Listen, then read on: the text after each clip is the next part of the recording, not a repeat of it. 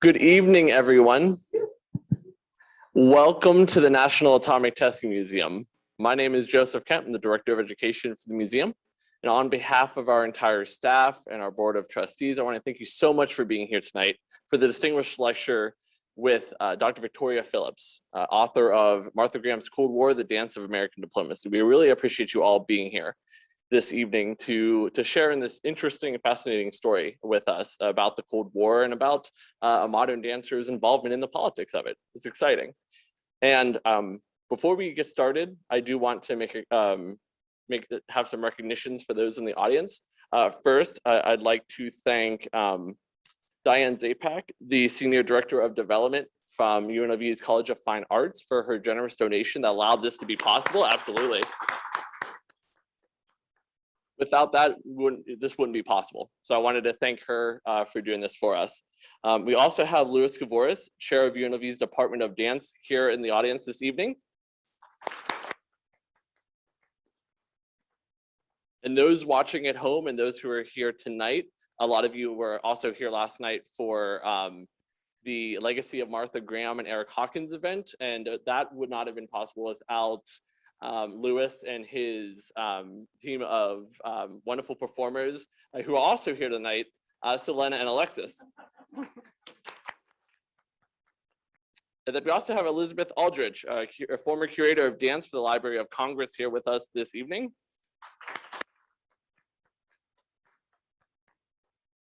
So I just want to thank you all again so much for being here. Thank our special guests for being here this evening as well.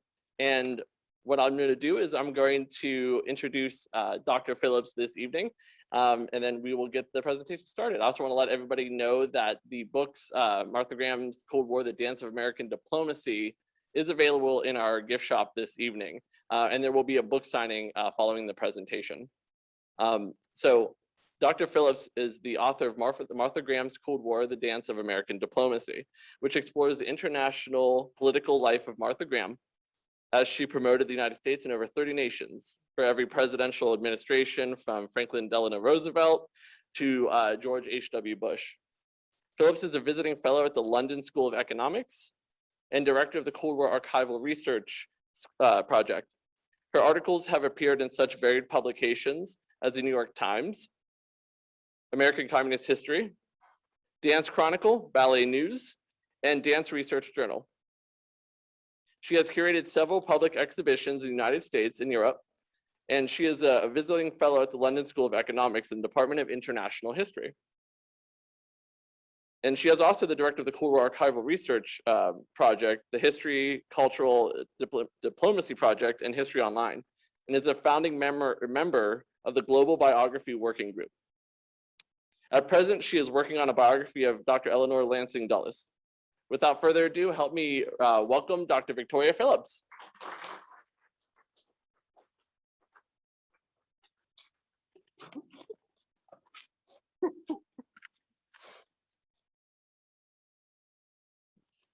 Thank you so much. Can everybody hear me?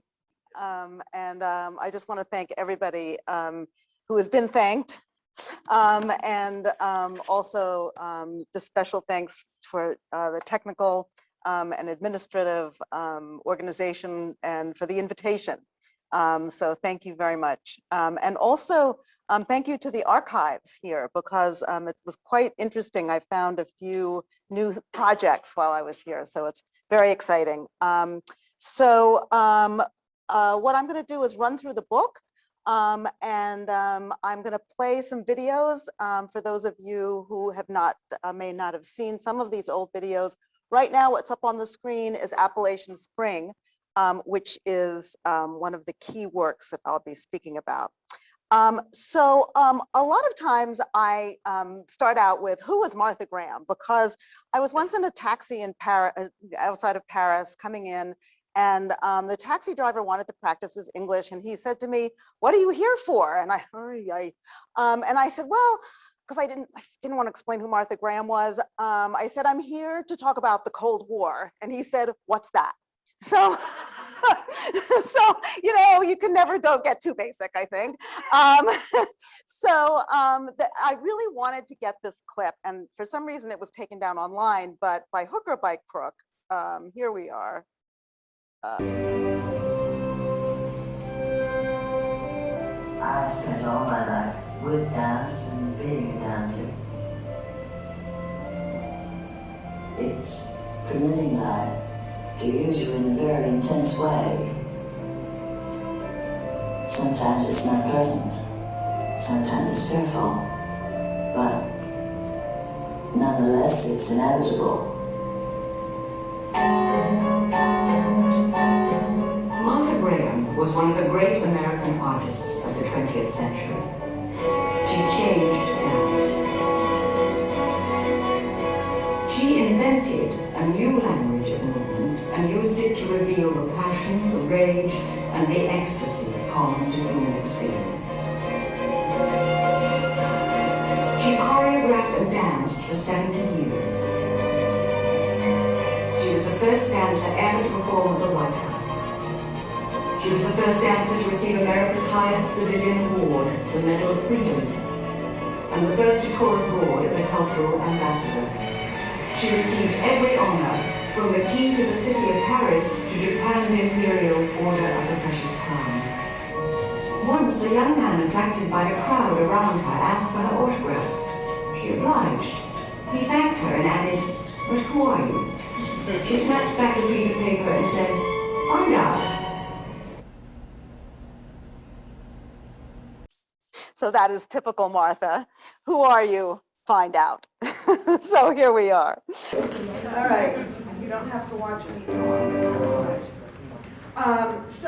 I wanted to open with who is Martha Graham, let's find out, but also let's find out why we're here, and why culture and why Las Vegas.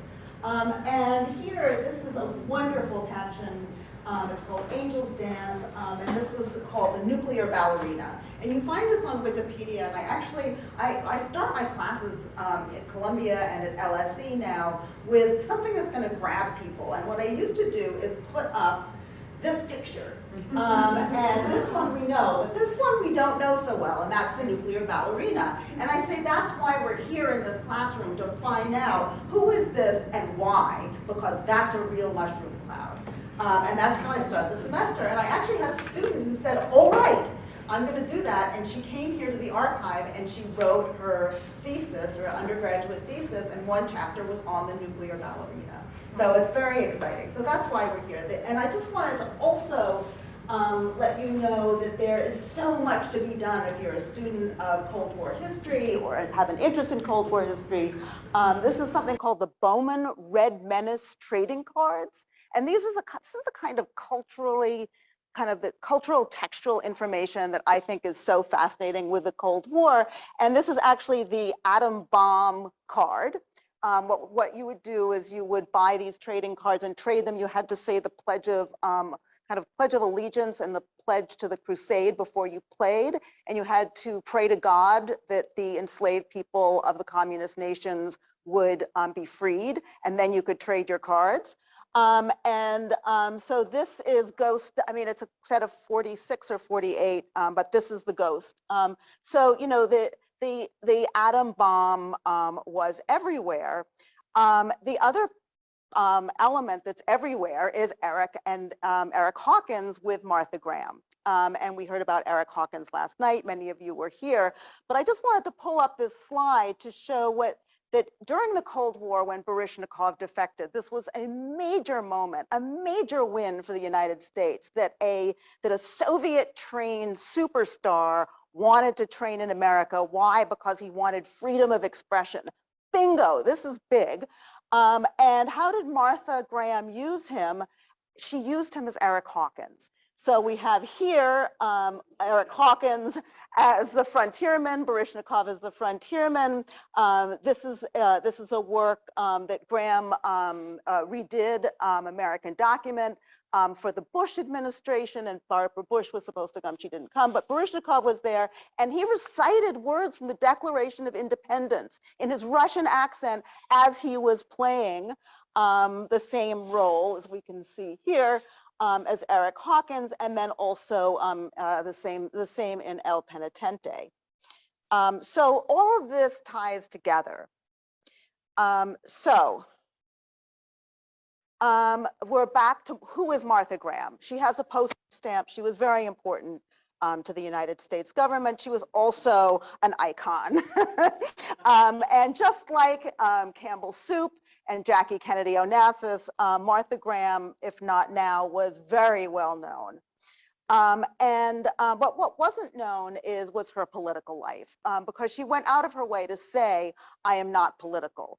And the first thing, when I went to the Library of Congress and saw the collection that Elizabeth Aldrich had curated, I saw, well, opened a scrapbook. This is really interesting letter from Goebbels asking her to come to the festival, summer festival in 1936. And very eloquent letter saying no, because her dancers were Jewish. That's a little political. Then letters from George Kennan, invitations from George Kennan, the architect of the containment theory of the Cold War. Okay, that's even more political. A letter from Eleanor Dulles thanking Martha. It's like Eleanor Dulles, sister of John Foster, Secretary of State, and Allen, head of the CIA. This is really getting kind of political. And then tons of United States Information Agency reports on her work abroad. So my first instinct was to say kind of liar, liar, pants on fire, and to be really upset about this, because she said, I'm not a feminist, and she certainly behaved like one might define a feminist. She said, I don't do modern dance. I do contemporary dance, okay. And yet when she went on tour, she always represented herself as a modern dancer, okay. So you know, what was this about? But what I came to, and my growth as a scholar, came with the identification of, my job isn't to prove her wrong. My job is to figure out why she said that when it's so clearly not true. And that's where the book began. There was an opera written by Louis Armstrong and the Brubecks, and one of the refrains is, and just to stop internal mayhem, we dispatched Martha Graham. That's what we call cultural exchange. No commodity is quite so strange as this thing called cultural exchange. Aha, another clue. You can listen to the whole song.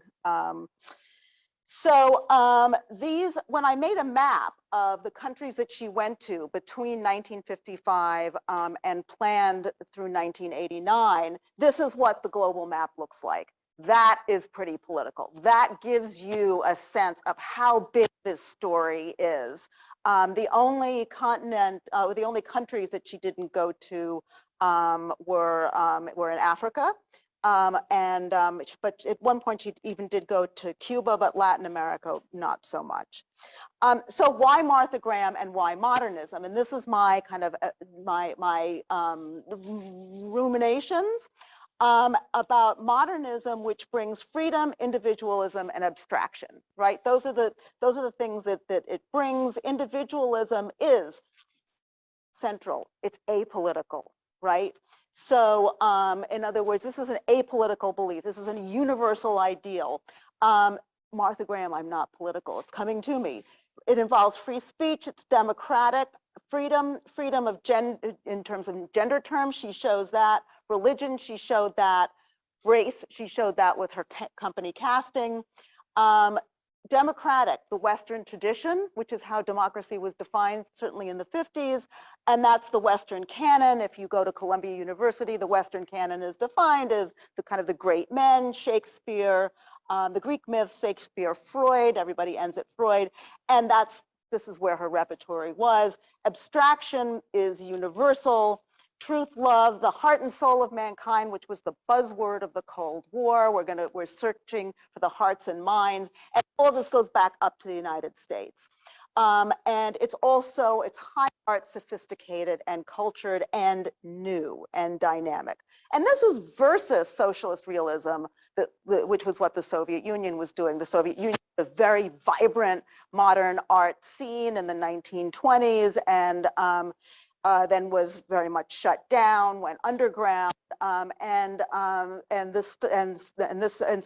so socialist realism was what the artists really were mandated to do versus Jackson Pollock in the US. The painting has a life of its own. I try to let it come through. What does this do? You look at it and say, what do I think about this? And that's the key. You look at this and say, what do I think? And that's the kind of training that cultural diplomacy was supposed to do. So, but with ballet, the idea was that Stalin loved toe dancing. I don't know if this is true. We're not sure if this is really a quote, but it seemed to be what people thought. And the bottom line was that what was done under Stalin was there was a reversion to the classical tradition, also making, kind of classical works using classical technique that were on the farm. But what Stalin did and what was done under communism was they changed the composition of the audience. That was the big deal. So that you had workers in the audience, but ballet was still very much the reigning form. But this wasn't true under Lenin. With the beginning of the Bolshevik Revolution, Isadora Duncan, who is known as the mother of modern dance and very much posited as an American because of her essay, I See America Dancing After Walt Whitman. She opines about her grandmother on the frontier and the covered wagon and blah, blah, blah. Well, why did she do that? Because she needed to get back in the United States. She had married a Soviet and she had been given a school by Stalin. And she was trying to get her way back to the United States, and then she died. But she was very much considered to be the proletariat dancer for Lenin. In this formative period of modern dance, Mary Wigman, I argue, that the key interventions in a new dance were taking place in Germany. With Mary Wigman, and this is her witch dance in 1914. And this is what Martha Graham was doing. Doesn't look so modern, right? So where was modern dance born? All right, so that's what's going, and this is Martha Graham in 1922 with Denishon. Again, not so modern, a little Orientalist, right? That's the term we would use today. There was something called Egypt Mania going on. This was vaudeville, it was show dance, but it was also high art. What was the idea? Okay, we're going to have this modern dance, but Frederick Jackson Turner was writing the frontier thesis, which Martha Graham grew up on. And this is the idea that it is the foundation of American exceptionalism. And Frederick Jackson Turner wrote that there was a genetic thing that happened. People came from Europe and then they became pioneers, and this genetically altered them to become Americans. And this is what made the American. It was that trek through the wilderness, and it was this making of the pioneer, extremely gendered. And this was kind of the reigning theory when Graham was growing up. This is what she learned in school. The other thing that was happening is if the idea was that there's this pressure from Europe that's changing that's making the American as he traipses across the land, is there's the pressure from the East and through California. And this is what a lot of people don't talk about, but a woman named Alex Monroe called it the third mind.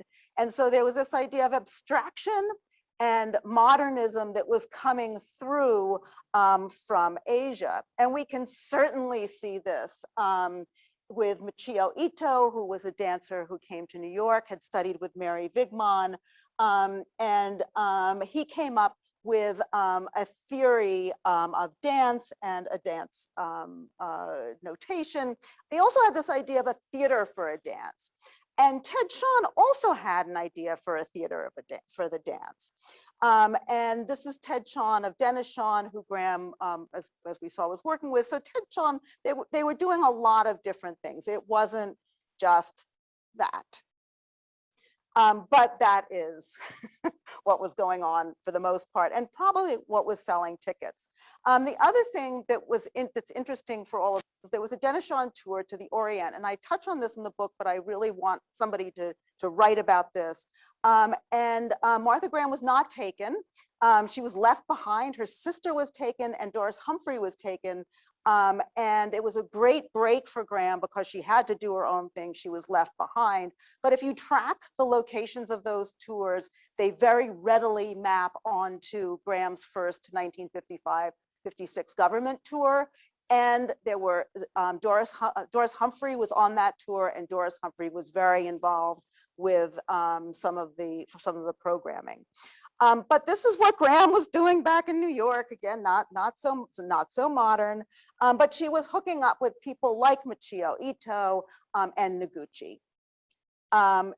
Here she is getting, we can see that third mind coming in.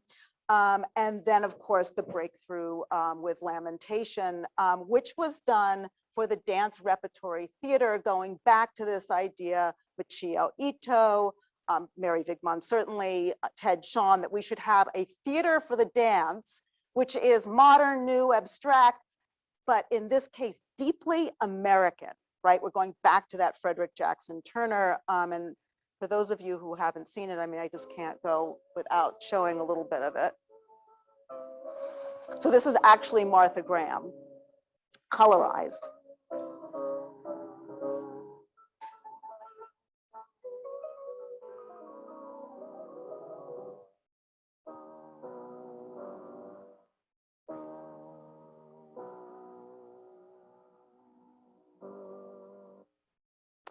And what we can see here is that what Graham is going for is the essence of the feeling through the body. So you know that this is a lament. You don't know the who, you don't know the why, you don't know the where, you don't know the when, you don't know any of the details. But in a sense, this could be Giselle in her mad dance, right? So it's that angst that we all know and we all feel expressed in modernist terms. Graham said, I had nothing to do with Europe. Well, Deborah Jowett gives us a really nice picture here. She was looking to Europe. Louis Horst, who was her mentor, spoke German. The Germans, when they came to New York, were studying at her studio. They were reading the same things. So there was definitely this European modernist push in Graham's work, but back to the land. And I think we talked about this last night for everybody who was here. Graham went to Taos, New Mexico, and was hanging out with Mabel Dodge Lewin, who was having salons with D.H. Lawrence and Georgia O'Keeffe. And we can see there are many pictures. If you put O'Keeffe next to Graham, you can see a lot of similarities with these ideas. There was some idea that O'Keeffe was going to do the backdrop for Primitive Mysteries. That didn't happen. There was definitely conflict between the two women. Stiglitz might have been a part of it. There were all sorts of romantic goings on, or maybe not so romantic, but goings on. So there was a lot of tension. I think this is another question that people always say, how can Martha Graham say she's not a feminist? Right? She ran her own company. She managed these tours. She was the star. She said, center stage is wherever I am. Right? I mean, she was really something.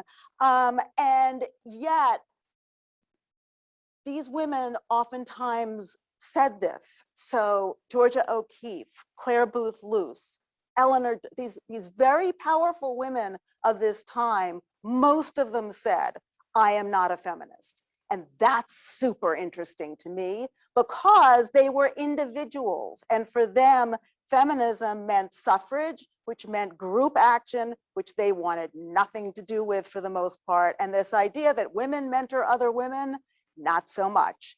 So it's a very interesting concept that deserves further exploring. So the government was not involved at all in the arts and arts funding until the Works Progress Administration under Roosevelt with the Depression. And modern dancers were hired for these productions.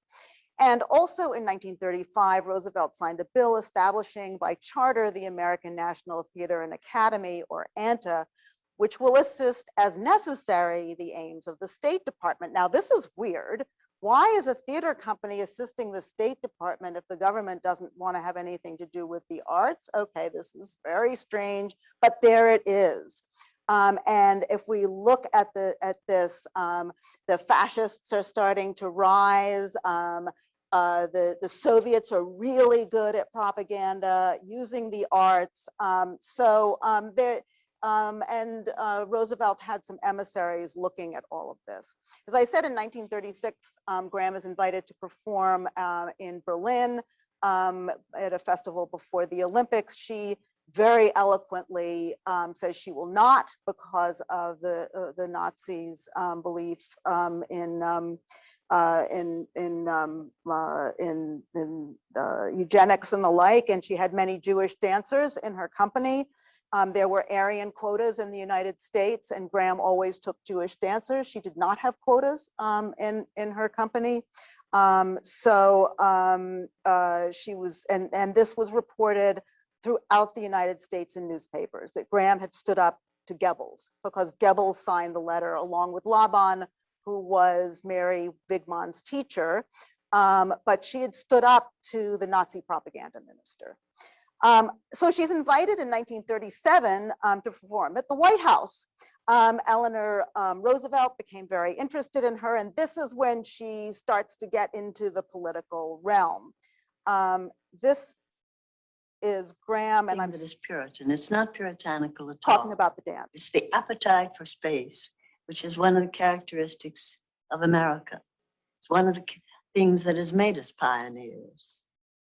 And I always felt there's one little line, and I don't know from whom it comes, but it is, I take this puppet, which is myself, and I fling him against the sky. So we see Graham talking about her belief in the frontier, and it's not puritanical, but it is based in this American, I think what we would call now exceptionalism. And this is just a brief clip. Well, maybe not. I was going to show you a bit of frontier, but you get the idea. This is, there's a fence and a woman is on the frontier. She's in front of the fence, and she is on the land. She is taking over the land. In 1941, Roosevelt works with Nelson Rockefeller of who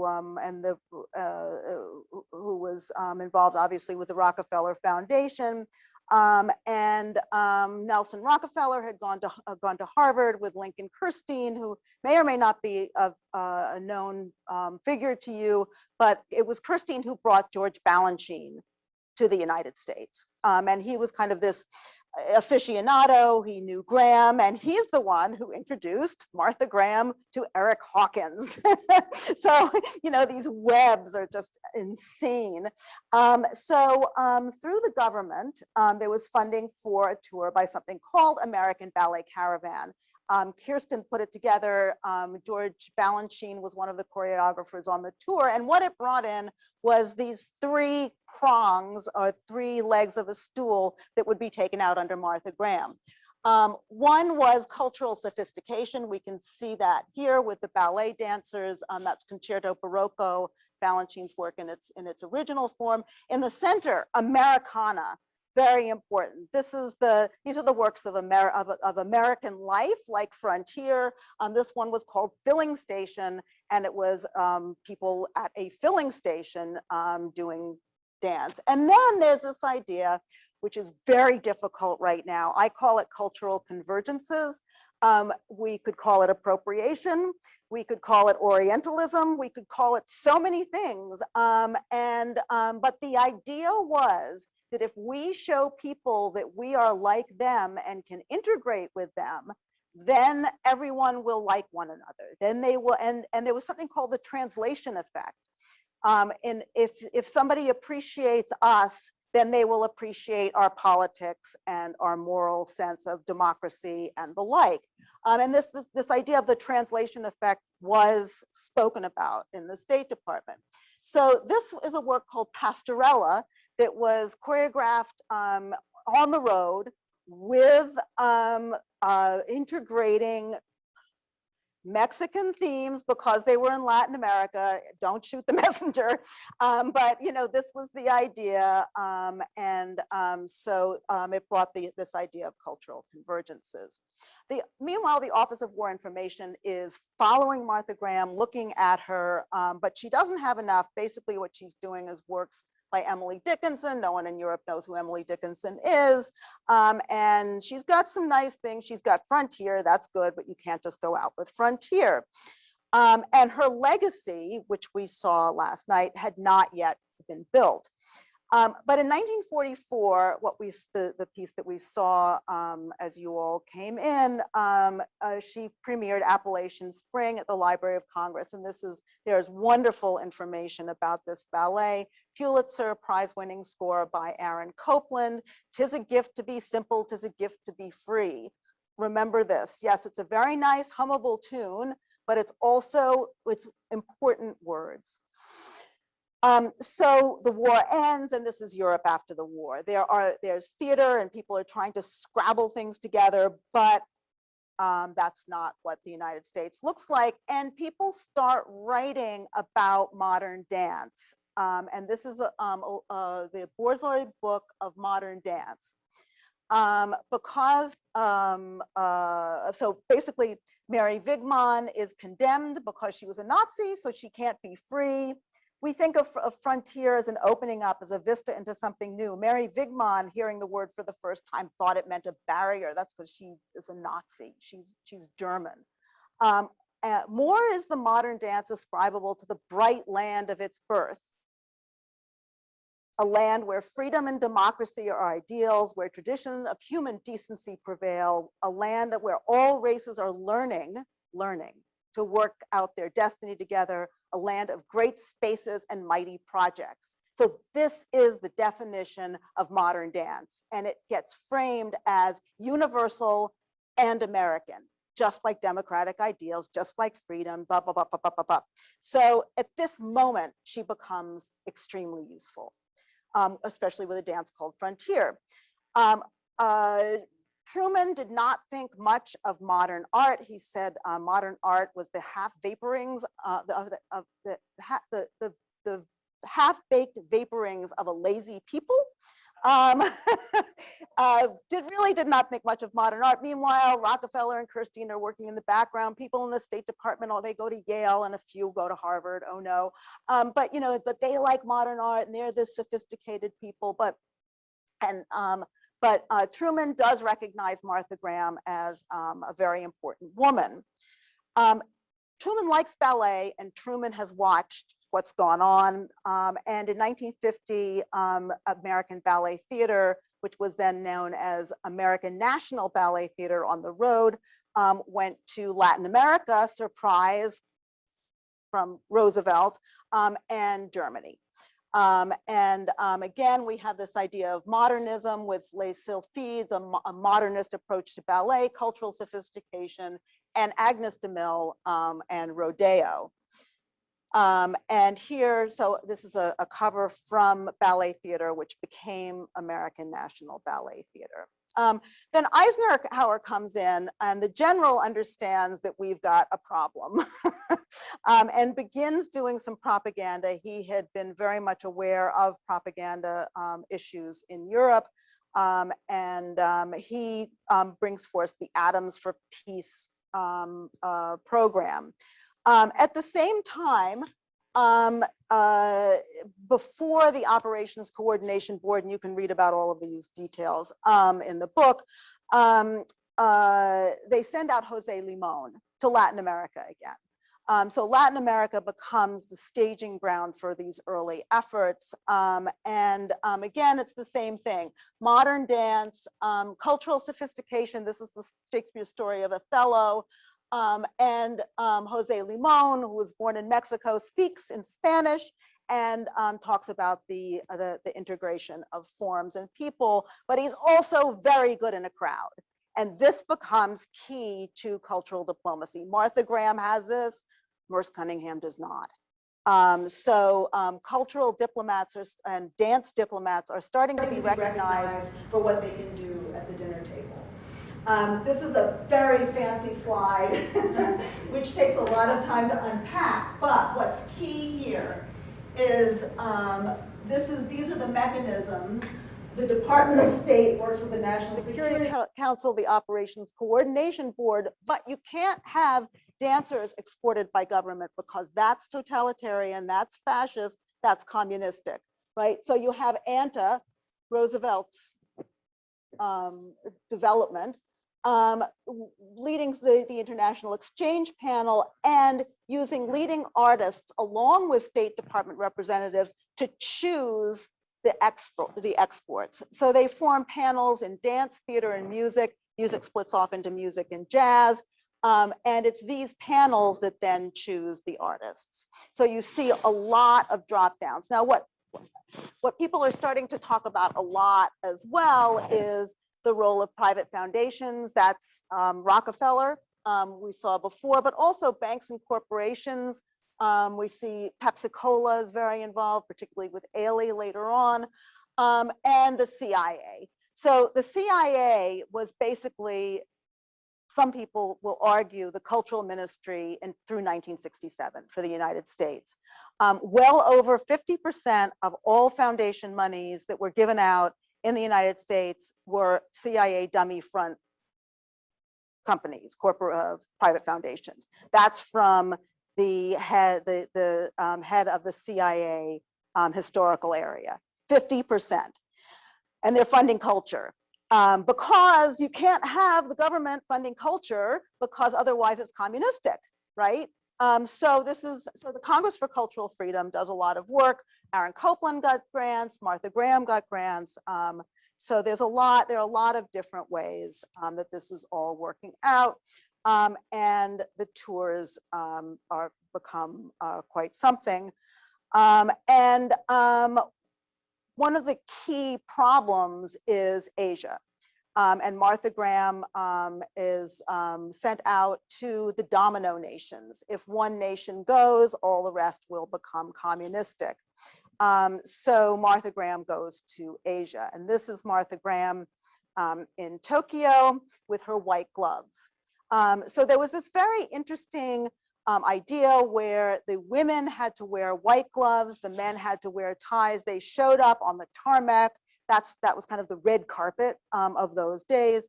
Yet then they took off their clothes, bared their souls, and were barefoot. So it was this very interesting dichotomy. What were the tour mechanisms? So Martha Graham brought the same thing that we saw with Roosevelt: cutting edge and modern, a civilized nation, cultural convergences, and Americana. The cutting edge art, this is a painting by Kandinsky that Graham saw, she said in 1925, but actually there was no Kandinsky where she said she saw it, but whatever, she saw it. This is where you can't go too far down with Martha Graham. And she said, someday I will make a dance like that. And this is Diversion of Angels. I have a clip, but I'm not going to show it, but you can see, I mean, it's the story of love. The woman in red, passion; white, purity; yellow, joy. The other thing that she brought was the technology of the modern body. She brought modernism through abstraction, humanism, universalism. But there's this problem of the codification of the freed body, right? If you're freed, but then you've got to follow a technique, how does this work out? It's great for the United States because it's freed, it's of the individual, but it's also not anarchy, which is very important for projection. So Graham arrives in Tokyo for her Asian tour in 1955, and Ivanova has just left. And they call it kind of the battle of the dance. And interestingly, Martha Graham wins. Why? One of the problems was that Ivanova didn't bring a troupe of dancers and tried to integrate the Japanese into the corps de ballet. It did not work. It was apparently hugely embarrassing. Martha Graham showed up with a team of dancers. Here we can see highly trained, right? These are not slouches, and doing things that the ballerinas would try and do and couldn't do. She brought the idea of a civilized nation, as we saw in the Cold War battles. She brought a corps de ballet off center, but still moving together. And the works that she brought, Night Journey, after the story of Oedipus, Cave of the Heart, and then Seraphic Dialogue, which was also very important for the story of Joan of Arc. Cultural convergences, and this is where we have problems. Is it empire by invitation or Orientalism? So this was a program, a study for the model for Errand into the Maze. For Japan, there are no dancers in that because it's by Noguchi, a Japanese American. This is a great poster of Martha Graham for Tokyo. This is not what Martha Graham looked like. That's what the program showed her to be. So there was this idea that we're all together in this. Host country funding is very important. Program notes and advertisements also very important. So the idea was that nothing would just be funded by the United States because that's communistic and totalitarian and the rest. So the host country would also pitch in. The government would give money, industry, friendship societies, which often were CIA, and the US State Department. And then Pan American Airways, when she was in Iran, the Iranian Oil Corporation, General Motors, Whirlpool, many of the same characters. And then of course, there's the power of Americana and the redemptive power of the frontier. Graham played the bride. We were talking about this. She was 69 in 1955. She was 61. Husbandman, that was Eric Hawkins, but not on this tour. This is Stuart Hodes. But this is the souvenir. This isn't propaganda. This is the souvenir program. There's, cherry tree, George Washington looking out over the, right? And opposite this in the tour program. Freedom of religion was very important. Eisenhower said, "In God we trust." Put that on paper money. And Appalachian Spring has the Wandering Preacher, which was advertised as the promised land in Europe and Asia in 1974, not as, so this idea with the frontier was the promised land. The other thing that was very important was racism. It was the Achilles heel for the United States, still is. So the State Department said, Martha Graham is made to order. She's a mini United Nations. So what does this mean? So she had had Jewish dancers when there were quotas during the interwar. In 1951, she had hired Mary Hinkson and Matt Turney, two African Americans, toured with them. But she'd also hired Yuriko out of an internment camp, and toured the United States with a Japanese dancer during the war. This is very important. At one point, Matt and Mary were on tour. They were touring the South. There was a sign that said Negroes this way. And they looked, and Yuriko looked at Martha and said, "But then which way do I go?" And they never toured the South again. So Graham had a true ethical sense of humanity. That was also very convenient for the State Department when you see things like this published in Washington. So it was her true belief, but it was also very useful. So we see the pioneer woman in the original cast, who was played by Matt Tierney. So the definition of the pioneering spirit is played by an African-American woman. The other thing that underlies this is the idea of the capitalist system. This is Appalachia, but that's what Appalachian Spring looks like. The other thing that was very important in these tours was the lecture demonstration. And that's where she would explain her technique. And of course, as we said, she was the ambassadoress and what was called by the State Department the cocktail circuit of diplomacy. And this is Martha, her behavior off the set and on was extremely important. She could drink a lot and she could hold her liquor most of the time, particularly in the 1950s. And that was very important. There are a lot of, the CIA was a hotbed of drinking, and this was an important. Mad Men wasn't so far off. It's very important, the architecture of diplomacy. Where is my seat? The State Department could manipulate who sat next to whom, who was having a drink with whom, where did you sit at the dinner party, and then 2 weeks later, a month later, whenever it was, that trickle down effect or the translational effect might work. And this is one of my favorite pictures. That's what was supposed to happen. And here we are.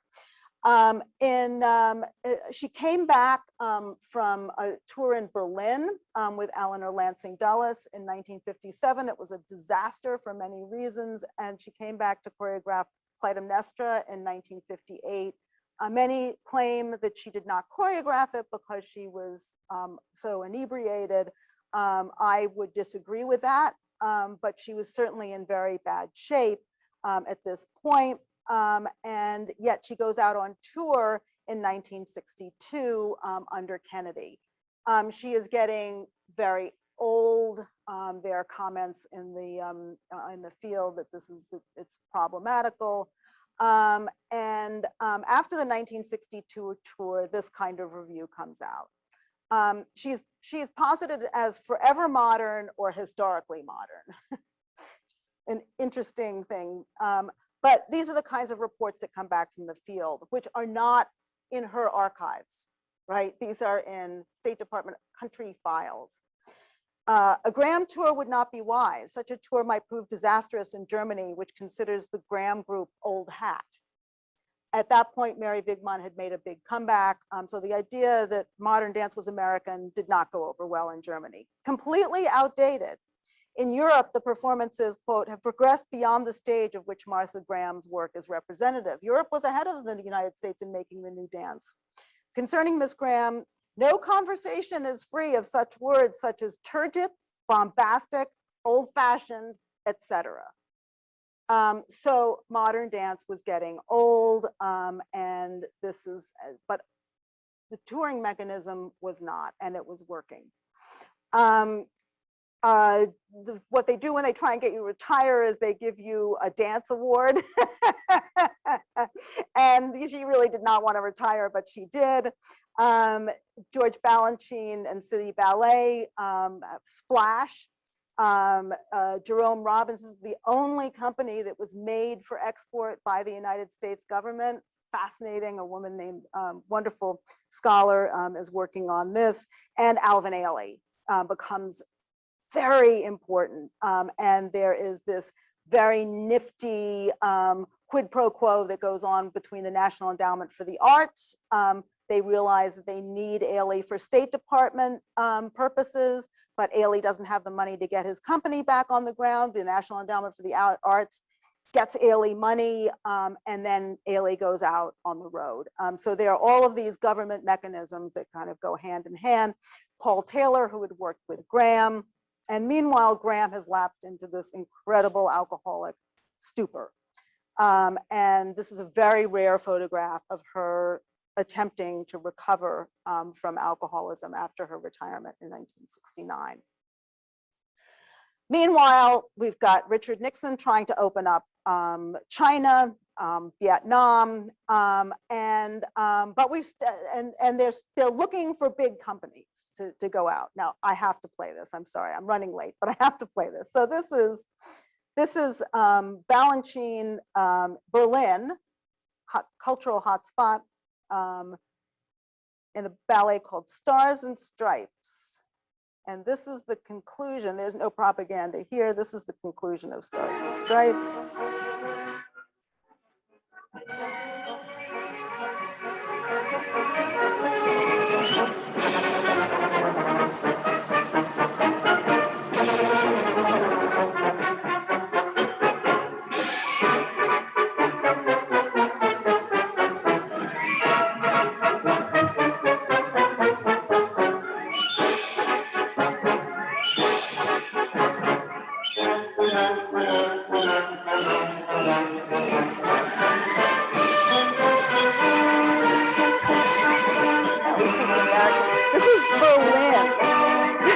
1973, that's what this video is called.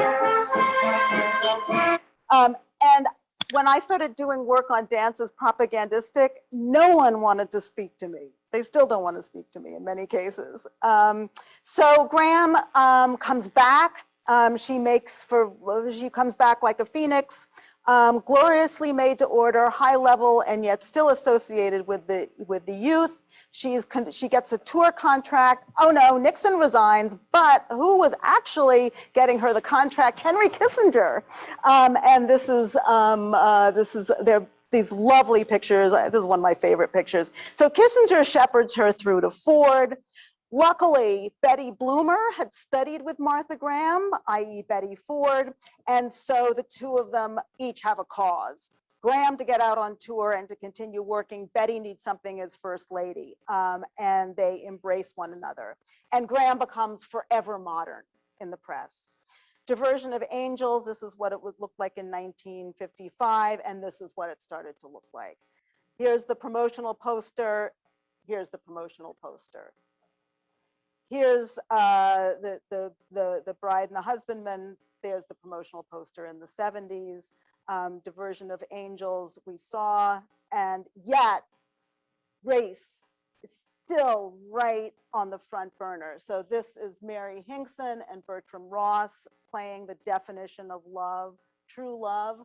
The woman in white in Diversion of Angels, and oftentimes it would be a mixed race couple. People always say that Balanchine was the first to do this. Absolutely not. If there's one takeaway, no.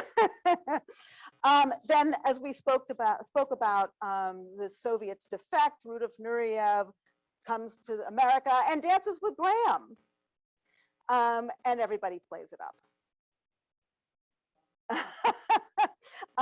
Betty Ford is very excited about this, and they do galas, and Nixon had offered Graham the Medal of Freedom. She didn't take it. Very savvy woman, sussed out that things were going on with Agnew, and takes it under Ford. And this is back at the White House.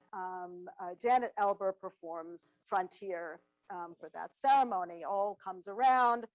Baryshnikov comes on the scene. This is all of them at Studio 54. And Baryshnikov is trained in the roles. And all of these women know one another. And Graham is introduced to Ronnie. In the meantime, Baryshnikov is playing husbandman. Nureyev is playing the preacher on, and here we are. We've got the two Soviet defectors literally walking the frontier. So this is great publicity. Who do we think loves this? Reagan, not so much Nancy. She didn't like Graham so much. But Reagan and Graham smells opportunity, and they start writing these bless you, Ronnie letters that go back and forth. And there's a tour. The 750th anniversary of Berlin includes Graham goes to East Berlin, and an African-American woman plays the pioneering woman on the frontier. 6 months later, Reagan shows up during the same 750th celebration. They put rock music into the East, and Reagan says, tear down this wall. So the Graham Company has, over time, as we saw, the technique is becoming glorious, much more balletic. And she grabs the attention of Barbara Bush. And this is a picture of Bush in the White House, because these things all merge into one another. And the State Department says, wow, there's nothing better than a non-American playing in Americana on tour. And so a tour is planned for Eastern Europe, Czechoslovakia, Berlin, Poland, Hungary, under Bush. And El Penitente is supposed to go. There we are. The premiere of American Document, which had actually been premiered in the 1930s, happens. And Baryshnikov, who I interviewed, said, no, this isn't political. I just said a few things for the gala. Fine. And the Americana goes out. We can see what's happening. Now, if you don't think these two women knew each other, you should go to the Bush Library. They were like little schoolgirls playing with dogs. In 1988, Graham was supposed to go to Poland, Czechoslovakia, and Hungary. But then things started to fall apart, even though the idea was that the Berlin Wall falling was a shock. Yes, it was, but certainly communism was crumbling. And there was also the idea of McDonaldization. Martha Graham is at home, and Bush, always on the fence about this Martha Graham thing, realizes this is a bit too much Americana, and pulls the tour. And a funny thing happened in November of 1989. She was supposed to go on tour, and instead the wall fell. But we can see there's this continued legacy. I found this picture last night. I couldn't help it. So this is Jose Limon, who we saw in 1954. This is Bush's son, as we know. This is Carla Maxwell, who played not on that tour, but ran the Jose Limon tours after his 1954 tour. And that's Carla Maxwell in Othello, in the story of Othello, that had been sent out in '54. So the government has a very, very long memory. Graham had also been very close with Jackie Kennedy Onassis. Jackie Kennedy Onassis published Graham. Doubleday was Graham's editor and published her autobiography, which was published after Graham died. There are certainly questions about how much Graham wrote and how much was constructed. But what we have to completely remember in all of this was what Pearl Lang said to me: never forget Martha Graham. Martha is a genius. Martha said, I have seen the Berlin Wall go up and I have seen it go down. It makes me feel triumphant that nothing lasts but the spirit of man and the union of man. People cross the border from east to west to shake the hands of those they have not seen before. In a way, they have become each other's frontier. And I just published a piece with H.W. And used Martha Graham and her feelings about borders and walls to make a few political statements of my own. Was offered that opportunity. So I think that, yes, we see a lot of Orientalism, we see a lot of cultural appropriation, we see a lot of misbehavior, but we also see some really important ethics and morals about where the center of humanity lies. Here is a Google Doodle that I love to show that she's forever contemporary. So I'm sorry I went over, and thank you all very much.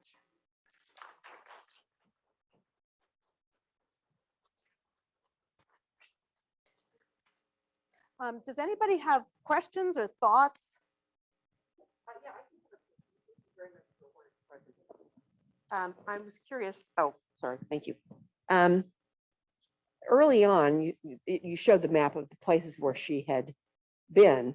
Was she invited to each of those countries, or did she go on her own? Did she go because the State Department instructed her to go? I mean, how did that happen? Yeah, so so she went on European and international tours, but the tours that I looked at were, every single one of them were State Department sponsored.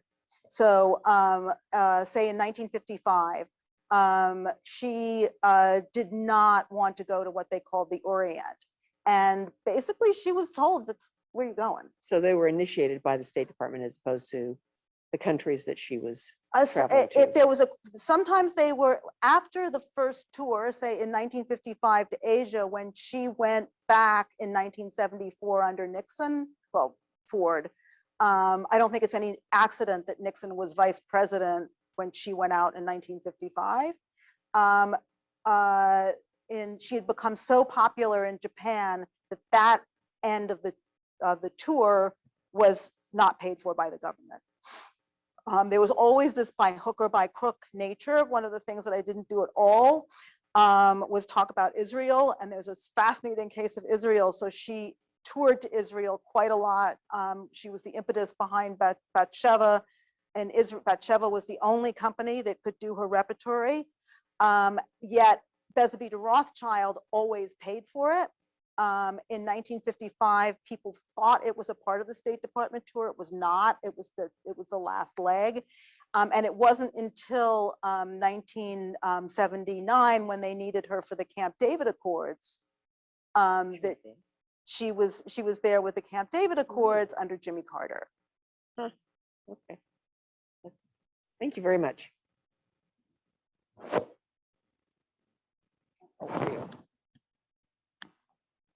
Do we have any other questions?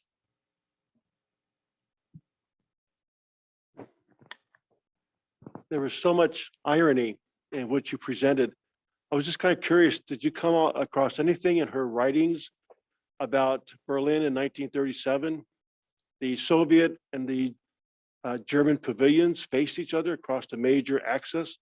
Right next to the German pavilion was the Spanish pavilion, and in the Spanish pavilion was Picasso's Guernica. Irony, incredible irony. She lived through that. Did she talk about that at all? And Elizabeth, you'd know more than I would. The only writing that I've seen about the Nazi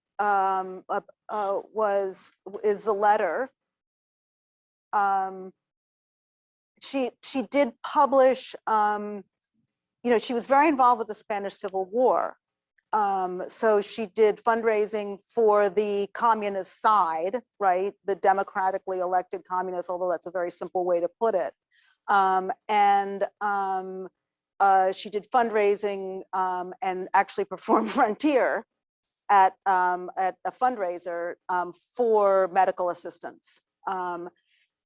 What's fascinating is that when you ask the government for her FBI file, her life started around 1972. And I've asked for it under every last name I can find, every spelling I can find, and they finally asked me to please stop asking. And what's fascinating is it's obviously Reagan. They made a mistake because they sent me all of the answer. There was a questionnaire and they sent me the answers and not the questions. But sometimes you could figure out what the questions were from the answers. A lot of the questions that were being asked were about her alcoholism. And everyone said Martha Graham does not have a problem with alcohol. So they were vetting her for something in this FBI file, except for one person who said Martha Graham has no problem with alcohol or prescription drugs. At the National Security Archive, somebody had obviously asked for her file before something many years ago when it hadn't been redacted. And there is a piece of her FBI file that talks about her Spanish Civil War activities. Somebody has said that's classified, which I find completely, I mean, that's how enduring these legacies are. I mean, who would think that that was important? But at the time, with McCarthyism and all of that, this would have been that she had been pro-communist and supported the Lincoln Brigade, could have been a problem, but it was expunged. Yeah. Victoria's mentioned the FBI files, and we have, thanks mostly to Victoria, we have a large collection of them at the Library of Congress. And one of the things I learned from Victoria in making these FOIA requests is that you ask several times because they only have a certain number of people that can do the redaction. You know, some of them, like the Graham one, it's just like all magic marked out, but it's always like a different person. So you have three, which we tried to get, for example, for Daniel Negrin, and they'll be all different. So you might be able to piece together a few sentences, but maybe you could talk a little bit about, you know, the importance of finding those FBI files and what it meant to, especially the dancers from the early years of Graham. I mean, it's astonishing what the government was doing. I remember in one case, Jane Dudley's son was saying there had to have been a guy hiding beside the tree under our front window.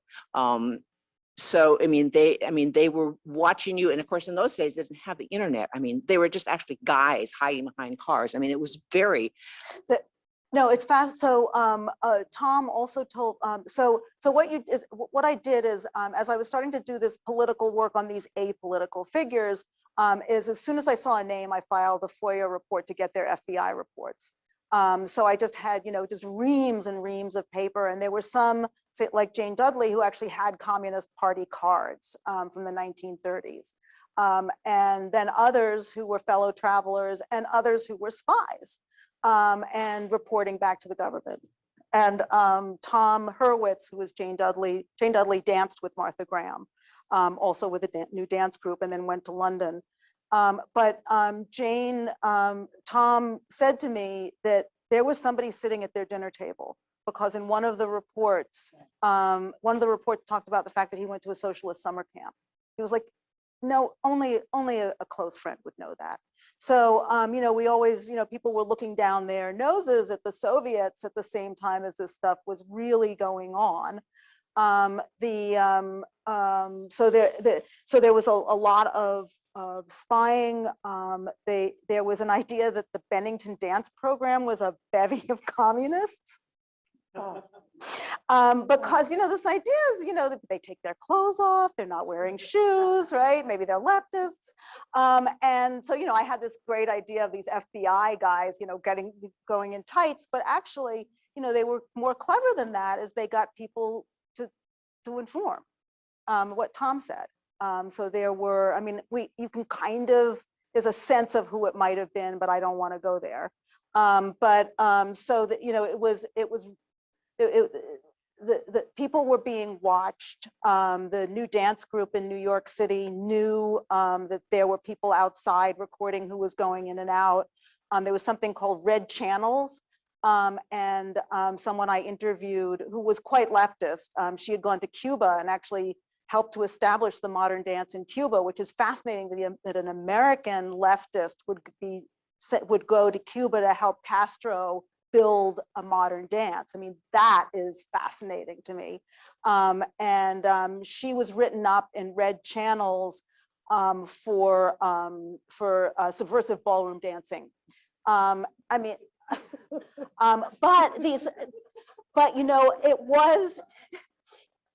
When African Americans did folk dance with white women, it was considered leftist, and in congressional records, the fact that African Americans and white people danced together at communist events was, quote, the sure sign of a commie, right? You're like, and so so the idea that Martha Graham would pair an African American with a white Jewish man could put her on the radar.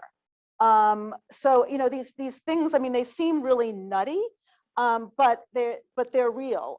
Sophie Maslow, who also danced with Graham, who had been quite left and was also a member of New Dance Group. I was listening to an oral history where she was supposed to talk about this thing called New Dance Group, and in the middle, the person was interviewing her about Bennington and said, oh, could you talk about New Dance Group? And she had been very chatty, and she said no.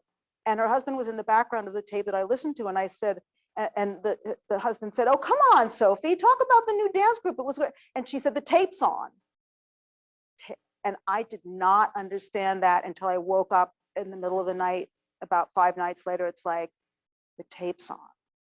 And then I learned from her daughter that they were followed. Her file is quite extensive. And she was supposed to do a television show, what they used to have, these early morning television shows, network television shows, where they would show modern dance, light up into my lamp or something. They're very, very strange. But thank you. I was actually in one of these things. I was in the Purim Festival with Anna Sokolow.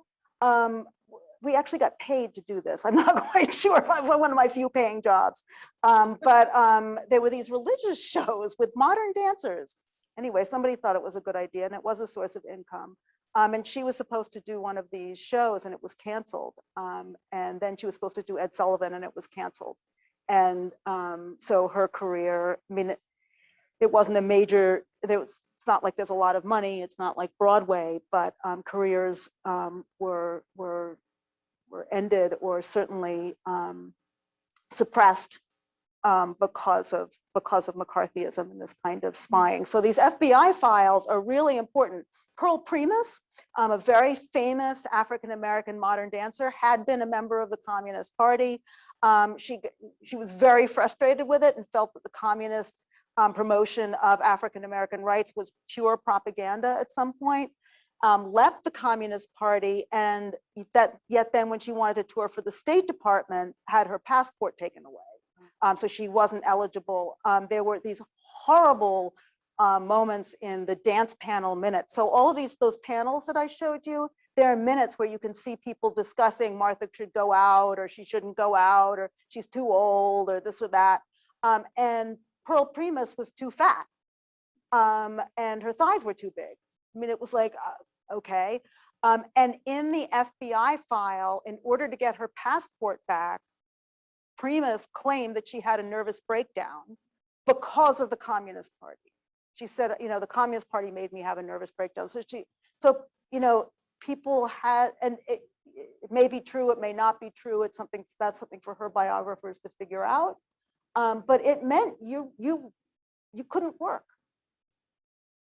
So the fact that Martha Graham had somebody fix her file or somebody felt it was necessary to fix Graham's file, so we still can't see it today, is just indicative of how severe those times were. And I think it's also a signal for today.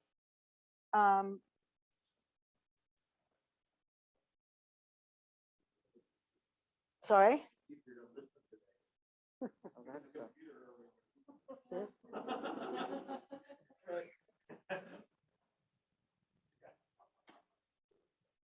Do we have any other questions?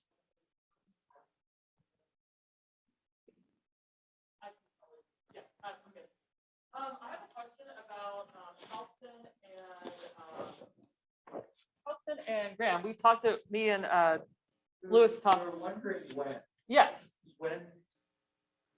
And it's incredible too, because some of the old pictures and then like the fabric thing, like he really knew what he was doing when he encountered her work. What was the date? I believe it was 70, was it 74? It was a part of her kind of regeneration. So that would have been about 74. And it also was, it was Halston, Halston and Studio 54 did a fundraiser for Martha Graham. It was, you know, it was a very important part of his life, but of her life. And it was a part of her regeneration, particularly in 1979, and then with Acts of Light. Yeah, Light was the big one that he did. Yeah. Glorious. But 79 was very important. So after the 74 tour that was well liked and successful to Asia, there was the Jimmy Carter Goodwill Tour, which was to Egypt, Israel, and Jordan. Talk about cultural appropriation, in Egypt, they performed Clytemnestra. I have Cleopatra, the story of Cleopatra with frescoes in a mock temple of Dendur, because frescoes had premiered in the Sackler wing of the Metropolitan Museum at the opening of the Temple of Dendur, when Egypt Mania was the big thing in New York. And of course, Graham knew that from her days with Dennis Shawn. She knew how to do Egypt, right? I mean, and she put on a show. Peggy Lyman remembers wearing the Halston costume because she emerged from the Temple of Dendur in this beautiful glass building, modern glass building, wearing what looked like nothing except it glowed, and a cape. And that was the Halston costume, and it was apparently magnificent. Her mother thought she was nude. And then, but then when they went to Israel, they did a refashioned story of Judith, the Jewish heroine. So but they didn't do Judith in Egypt, and they didn't perform frescoes in Israel. But it was a very big deal because she had to go back and forth in a military plane because planes wouldn't land in one place and then the other, and there was, it was still very, very tense. But what I found most astonishing was I would have thought, my brain would have told me that by 1979, Appalachian Spring and the story of the frontier would be so over the top propagandistic. And certainly that people in Egypt would have recognized that Martha Graham, I mean, literally the dancers are doing the Egyptian in Egypt, right? And they've got like a fake Nile, which is a piece of cloth. And you're sitting there like, no, you cannot do this. And the reviews that I saw, Martha Graham understands our 5,000-year history. And you're like, wait, what? And I thought this has got to be like State Department clippings, I'm just seeing what somebody wants me to see. Because a lot of times you'd see in these State Department clippings, the headline would be, Martha Graham fails, and the quote given to the State Department would be, Graham Company shows great finesse. And you're like, no, that wasn't the headline. So I had to go back to archives and get the entire article to see what actually was said, because the clipping would not be. So I thought, this 5,000-year history, and she understands us, and it was real. So in Jordan, she was given the Jordanian Medal of Honor, right? But for representing the Middle East. So I think that there was this elite to elite conversation where the elite said, she understands our elite, she's modernizing it, we're integrated into the United States. This is a time when people are, they still are coming to Harvard and all the elite institutions. So there was still this conversation going on. But I also interviewed some dancers in Lebanon who thought that Appalachian Spring was the story of the Middle East, and it was the promise for Lebanon. That it was post-Civil War, and it showed how one people can conquer a land and get married. And I was like, I was sitting there, it's like, no. But that's what they, in that moment, felt. So I think, or some people did. I think one has to take, one's 2021 lenses off sometimes when looking at the Cold War and say, okay, that's interesting, but also acknowledge how much things have changed. I always hear people say nothing's changed, and it's like, no. Because I think there should be a recognition that this isn't okay, right? In some cases. How often was she at Studio 54? I think it was very regularly. There are just tons and tons of pictures of her. And they're also in Gerald Ford's secretary and Betty Ford's secretary's memoirs, because she had to go with Betty to some of these parties. It's the parties at Halston with obviously very high people. The Studio 54, they were really in it. And as we know, Martha Graham paid the price and had to stop drinking, and Betty Ford, became a champion for sobriety, which I think is pretty neat. You'll see letters between, I found some letters that had been sent by Martha Graham to Betty Ford, where everything was very veiled because Graham had stopped drinking, although she was still clearly on painkillers at that by 74. And they maintained their relationship obviously much later, where Graham will say something like, you're looking tired. Are you all right? And what I found was exhaustion was the code word for drunk during that period, a lot, particularly in the State Department archives, which I could track because we have letters from dancers saying, oh, in Germany, Martha was drunk during Clytemnestra or whatever dance it was. And then you'd see a State Department report, we can't keep going like this because Martha's exhausted. So, you know, people also spoke to one another in very different ways.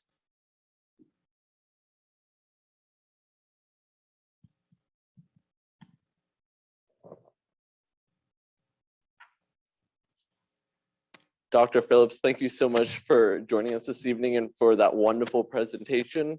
And thank you everyone for coming to the museum or watching from home. It was a joy to have you. Next though, the event's not over. We're going to be doing a book signing with Dr. Phillips. Books are available in the museum's gift shop. So feel free to go in and check that out. The shop is still open. And the book signing will take place right here. And I just want to thank everybody again for coming this evening. And it was a joy having you. So thank you so much, Dr. Phillips. Thank you. Thanks so much for having me. Thank you.